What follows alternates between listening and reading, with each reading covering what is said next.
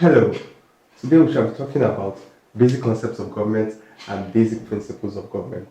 Now, at the end of this lesson, you should be able to know the basic concepts of government like power and authority, state and nation, capitalism and socialism, amongst many others. And we shall also be able to know about the basic principles of government like the rule of law, separation of powers, and the principles of checks and balances.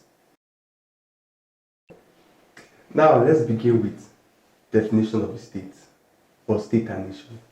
Now, a state is defined as a politically organized group of people living within a particular area or territory with a government that is free from external control and has the rights and ability to coerce obedience from its citizens.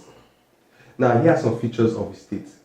First and foremost is population. Now, when I say population, it means for a state to exist, it must have a particular amount of people living within its confines. Now, there is no minimum amount of people that should be there or any maximum amount of people that should be there, but people must exist for it to be regarded as a state. Then secondly, we have territory. Now, a state must possess a particular territory that has no limit to its size. It must just where the people, the citizens, the population live in. Thirdly, a state must have government, that is a machinery, agency, or body that steers the affairs of citizens or regulates its activities, its conduct. That way, there can be a certain amount of stability or peace. Now, lastly, there is sovereignty. Now, these governments must be free from external controls. They must be able to make their own laws and enforce these laws without interference from outside nations or outside organizations. Now, let's talk about nation. A nation is a group of people that are bound by the same culture, principles, and heritage that are living within a particular territory. Now, it's easy, or most times, nation can be interchangeably used with state, but they are different in the sense that it lacks one quality that separates it from being a state, and that is the quality of sovereignty. That means they are not free from interference, from outside influence, which means at any point in time, their ways of life or their regulations can be interfered with or can be controlled. An example of a nation is South Korea. Now, let's move on to power and authority. Power is defined as the ability to control the actions of others through the means or possession of sanctions and force or coercion. Now, there are four types of power.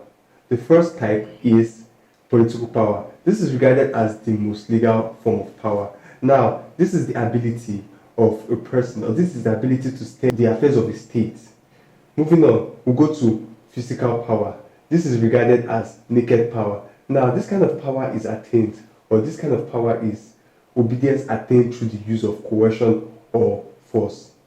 Thirdly, we have economic power. This power is power gotten from having economic resources at one's disposal. Now, this person with economic resources at his disposal gives these economic resources in order to help or assist, and in return, he gets the obedience of the person he's giving the economic resources to. So let's consider IMF for example. Now, when they give loans to all the states that need these loans, they set certain guidelines that in turn conduct how these states that want these loans will have to act in accordance with how IMF puts down these guidelines. Lastly, you have military power. This power is gotten through a coup or extreme military action.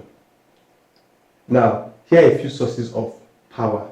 First, power can be gotten through the constitution. Power can be gotten from a position of authority. Power can be gotten through coercion by force. Power can sometimes be gotten by charisma, and power can be gotten by having economic resources at one's disposal. Now, authority. Authority is the power and right to give orders and enforce obedience from citizens. Now, there are three sources of authority. Firstly, from existing traditions and customs of a state or of a land. Then secondly, from legal means, that's from constitutional means, that is the authority of a government to give orders or to create laws and regulations, and the constitutions guiding that certain state. Then thirdly and finally, there is charisma. This kind of authority is gotten from the extraordinary attributes of a person. Let's take Nelson Mandela for example. Nelson Mandela could get obedience from a lot of people based on who he was and his achievements. He could, to a certain extent, tell people how to act and order their conduct in a kind of manner. Now, there are different types of power that we shall be considering. First of them is political authority. Now, this kind of authority is derived from the Constitution. It is in the Constitution for the government to give these laws, and it is the duty of the citizens to obey these laws. Now, the second kind of authority is coercive authority. This kind of authority is attained through force and through sanctions. Thirdly, charismatic authority. Now, this kind of authority is the authority gotten or that is given to somebody based on the extraordinary attributes of the person or extraordinary behavior or conduct of the person. Take somebody like Nelson Mandela or Barack Obama. Then, fourthly, we have positional authority. This authority is based on the position the person that owns this authority, that attains this authority, has. Fifthly, we have delegated authority. Now, this kind of authority is authority delegated or authority given to a subordinate by the actual owner of the said authority. Now, lastly, there is traditional authority. Traditional authority stems from customs, traditions, and rule of the land.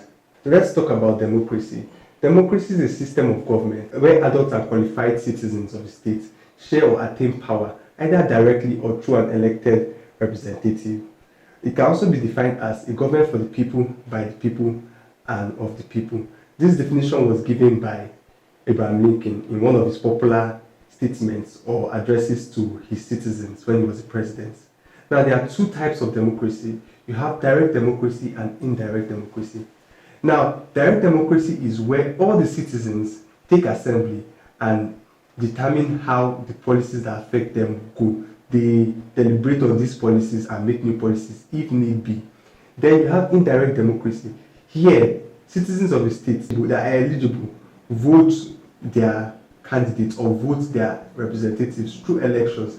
These candidates represent and govern the state. Now, there are some features of democracy that we can consider. First and foremost is periodic, regular, free and fair elections are held. There is respect for the rule of law. Then the rights of the minorities are respected. Then majority rules the state. And lastly, guarantee of rights of the citizens are protected. Moving on to legitimacy. Legitimacy is derived from the Latin word legitimus, which means lawful or according to law. Legitimacy can also be said to be a political system which is deemed appropriate because of how in line it is with the desires of a certain state, or how lawful it is, or how appropriate it is deemed. There are certain conditions that make a government legitimate. The first one is popular participation. This means that interest groups or the populace, the population can be able to actively take part in affairs of politics in that nation. The government gives them provisions how they can take part. Interest groups like mass media, like pressure groups, like political parties. Secondly, this government must be a good government. That means it produces certain necessities, or it provides certain necessities and amenities, and its policies are not too obnoxious. Thirdly, there is support. Now, for a government to be deemed legitimate, it has to be supported by the public. It has to be supported by the people this government or the people this system is in charge of, or this system is controlling.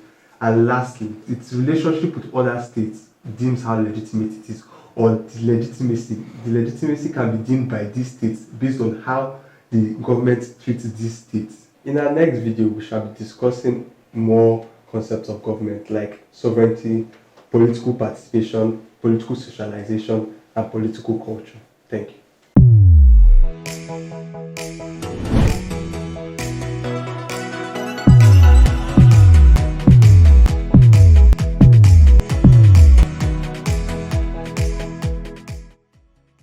Hello, in this video we shall be talking about another concept of government called sovereignty. Sovereignty is defined as the absolute power of a state to exercise legal authority over its own affairs without the fear of external control or interference. Now, there are some factors of sovereignty.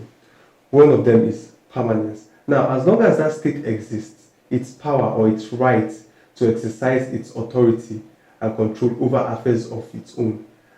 They exist. Those powers exist as long as the state exists. Secondly, you have indivisibility and inalienability. This means that these powers cannot be shared, destroyed, or transferred. Thirdly, you have comprehensiveness. Now, these powers will reach different aspects of the leadership and will be very understandable to the citizens and to the leadership itself. And lastly, there's absoluteness, which means these powers to exercise its rights over affairs of its own are absolute and they cannot be taken away or interfered with by an external control. Now, let's consider types of sovereignty. Firstly, legal sovereignty. Now, this sovereignty is the right and authority to make laws and ensure obedience of these laws. So there's implementation and there's enforcement. We'll move on to political authority. Now, this authority is known as popular authority because it's the authority or it's the sovereignty vested in the citizens of the state to choose representatives of their choice. Thirdly, you have de facto sovereignty. Now, this sovereignty is the ability, is the power attained or the rights gotten through force or coercion. You have de jure sovereignty. Now, de jure sovereignty is the one gotten from constitution. You also have internal sovereignty. Now, internal sovereignty is the right the government of that state has to make laws and ensure obedience without having to worry about interference from external forces. Lastly, let's talk about limitations to sovereignty of a state. First of all, coup d'etats can prevent sovereignty. The supremacy of the law, how supreme it is, how strong it is, can prevent sovereignty of the state. Now, how powerful the state itself is can prevent sovereignty of the state. Now, a state like Haiti doesn't really have much power when USA wants to interfere in its affairs. Next, let's talk about political culture. Now, this is the belief, ideas, and norms that guide the behavior of people in their political system. Now, there are three components of political culture. You have the cognitive component, you have the evaluative component, and you have the affective component. Now, the cognitive component is defined as the understanding and knowledge these citizens have of their political system. Then, evaluative component is how these citizens evaluate and critically assess their political system.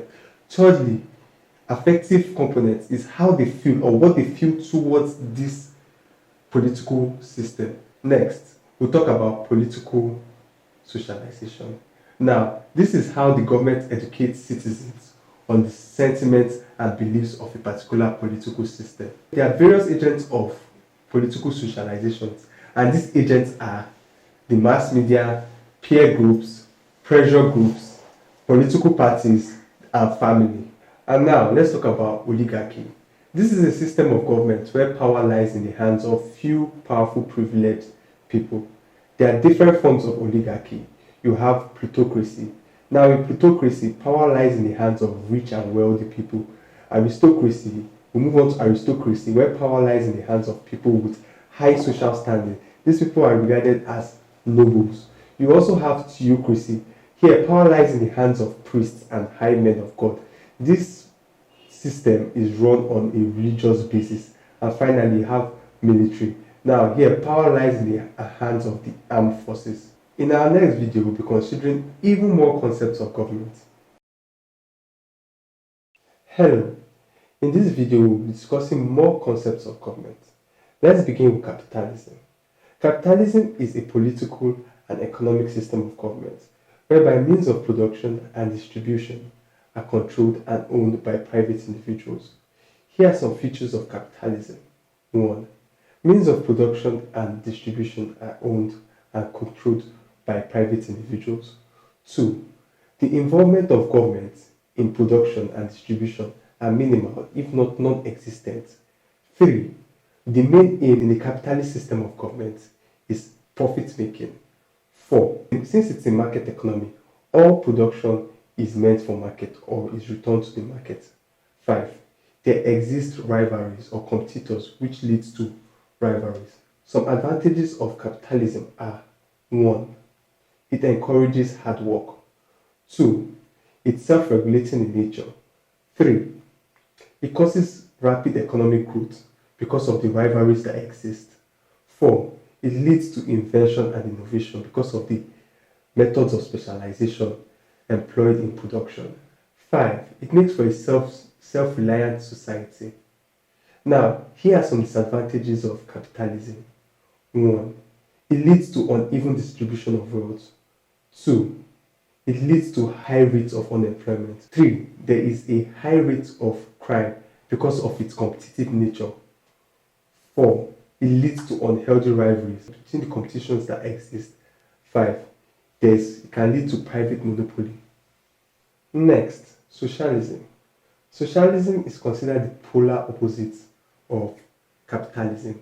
Now, this is a system of government whereby means of production and distribution are owned by the state.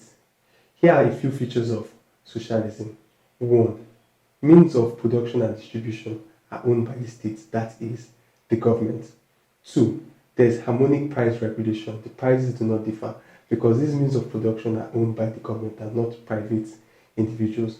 3. The involvement of private firms and individuals are non-existent or very minimal. 4.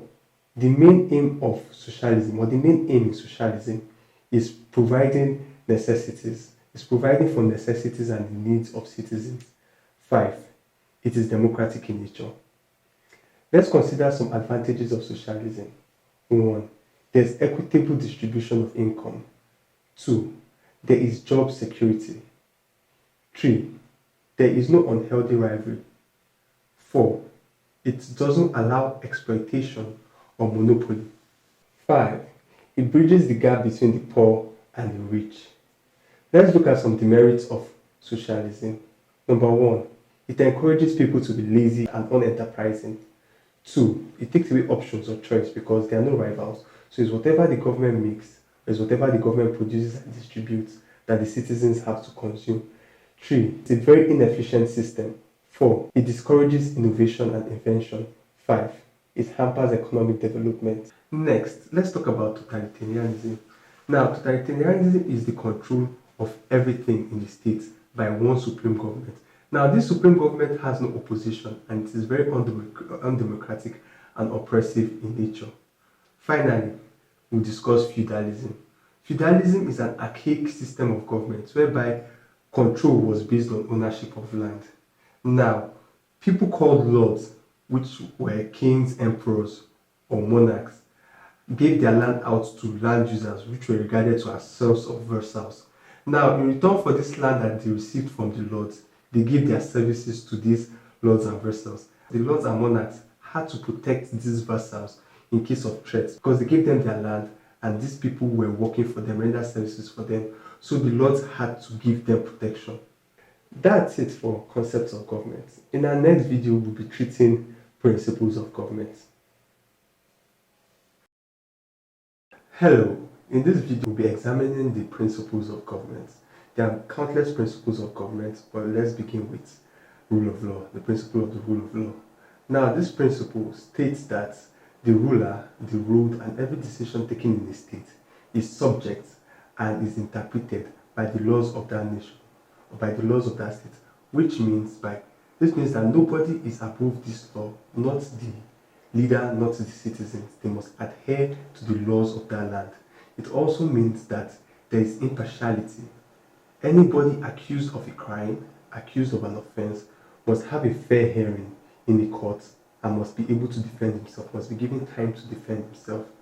Then there's also provision made for the rights and obligations of the citizen. And these provisions, these rights and obligations are protected and clearly spelled out. Also, there are certain factors that limit the principle of rule of law. Let's consider some of them. Number 1, state of emergency. Now, when there is state of emergency in a nation, the rights of citizens are violated because everywhere there's an emergency, there's violence. So the citizen normally has rights to movement, but in a state of emergency, these rights are curtailed. You also have the kind of practices, the kind of system being operated. Take, for example, a totalitarianism kind of government. Now, the principle of the rule of law won't apply in a totalitarian system of government. There's also immunity. Now, this kind of immunity is given to executives and some elected officials.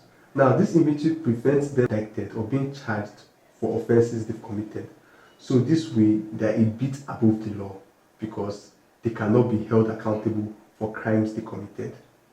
There's also grant of discretionary powers.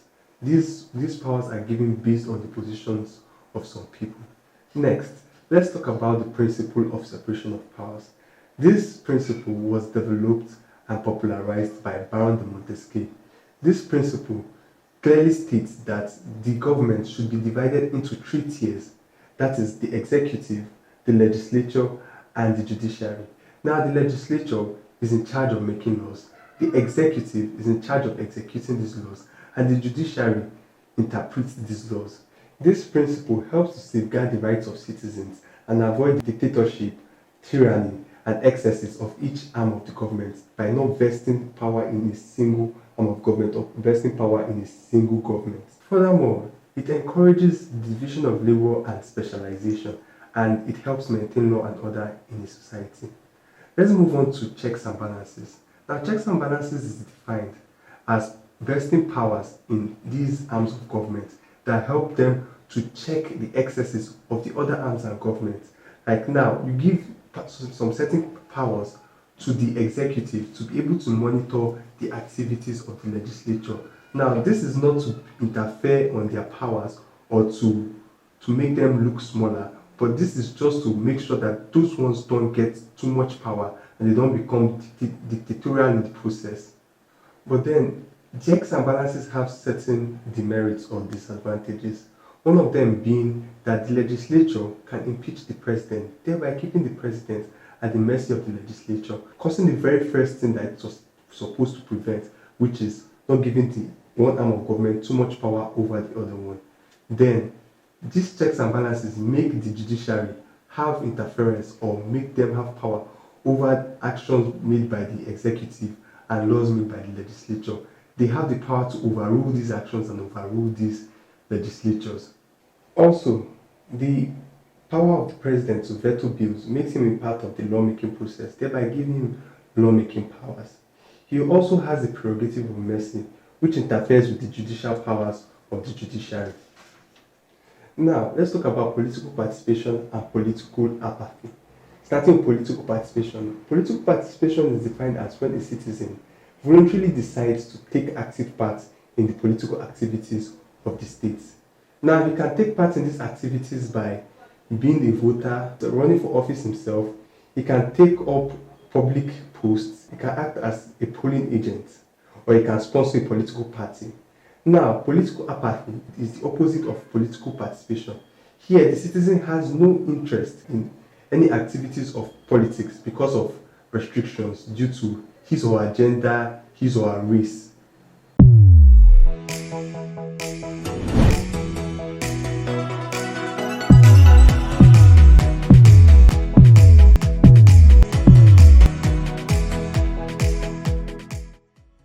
Now, let's talk about decentralization. Decentralization is when power, governmental power, is taken from the central authority or not vested solely in the central authority, but shared with component regions or states in order to not give the central too much power. Now, there are two types of decentralization. There's devolution, where the power is shared between the regions, make the regions have powers of their own, but still make them answerable to the central authority. Then you have decentralization. In decentralization, the power shared make the component states or regions more powerful and more independent. In short, they are no more answerable to the central authority.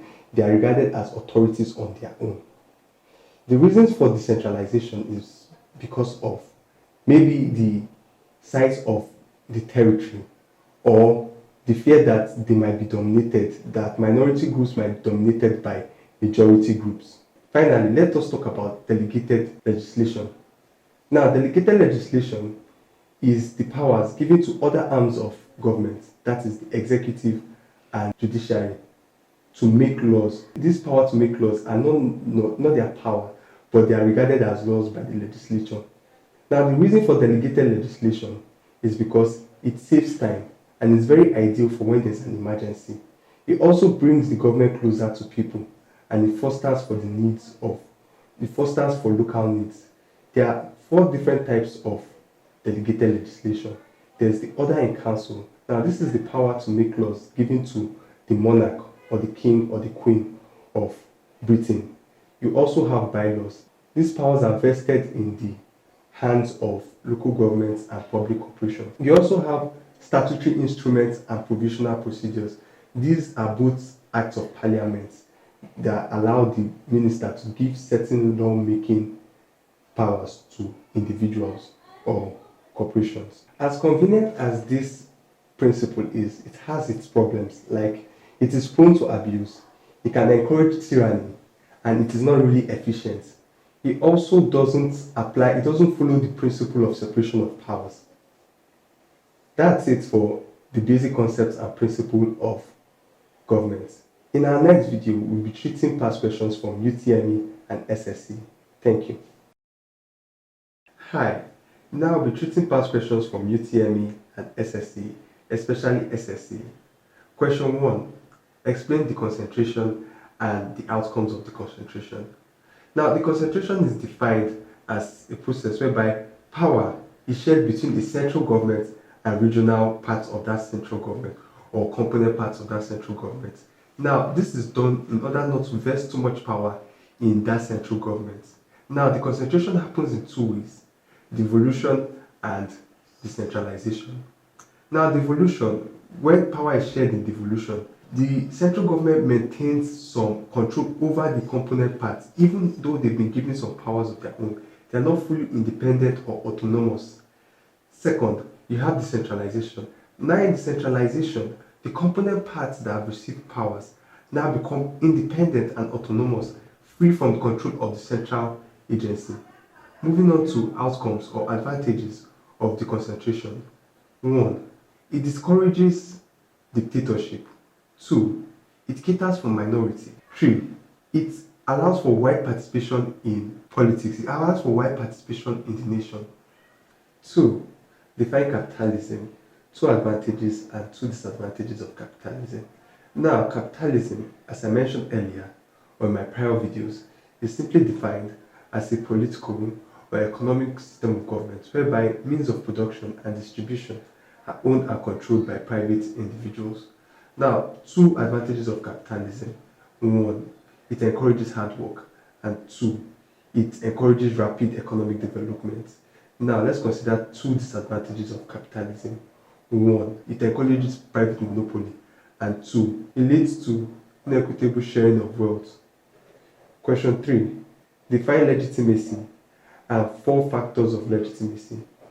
Now, legitimacy is simply defined as an act or situation of being lawful or legal, as gotten from the Latin word legitimus.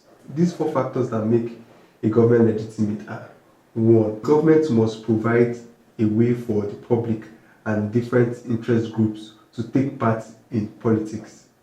2, it must have the support of citizens is in charge of. 3, it must be a good government that provides amenities and makes life easier for citizens. And 4, its relationship with external nations must be a good one. They must have a good relationship with external nations. Question 4, define fascism and 4 features of fascism. Now, fascism is just a philosophy of aggressive nationalism and dictatorship. Now, this philosophy was fathered by Benito Mussolini. Now, here are some features of fascism. 1, fascism denounces democracy. 2, fascism condemns capitalism and socialism. 3, fascism does not respect the rule of law.